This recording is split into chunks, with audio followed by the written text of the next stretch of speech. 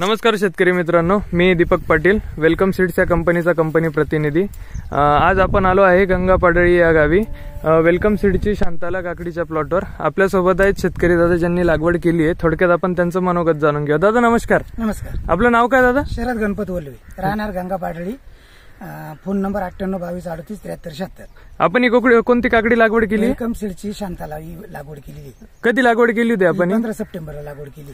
किती क्षेत्रात लावली आपण आता? 20 गुंठ्यामध्ये लावलेली, 3000 काडी लावलेली। 20 गुंठ्यात 3000 काडी लावली तुम्ही आता फक्त शांतालाच लावली की बाकी दुसऱ्या कंपन्यांची? दोन कंपन्यांची लावलेली। अच्छा, काय फरक वाटला तुम्हाला? त्या लांबी पण जास्त आहे आणि हिला शायनिंग पण आहे, कलर आहे चकाकी। अच्छा, आता पण मार्केटमध्ये पण गेल्यानंतर हिची मागणी जास्त आहे। मागणी जास्त आहे बाकीच्या काकड्यांपेक्षा। मार्केटमध्ये गेल्यावर शांतालाची मागणी जास्त आहे, बरोबर।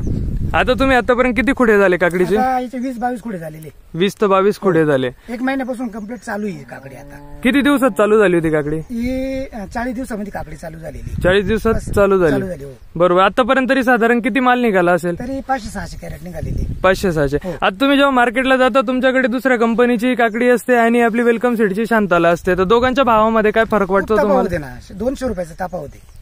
म्हणजे 200 रुपये कॅरेट मागे जास्त भाव तुम्हाला वेलकम सीडच्या शांताला असल्यामुळे 200 रुपये कॅरेटचा भाव जास्त आहे, बरोबर। हिरवी पण जास्त आहे ना, त्याच्यामुळे मग थोडीशी मागणी पण जास्त आहे त्याला। तुम्ही आता ही शांताला काकडी लावून समाधानी आहेत का? एकदम समाधानी ना, बरोबर। तसंच आपल्या बरोबर गंगेश्वरी नर्सरीचे संचालक आहेत।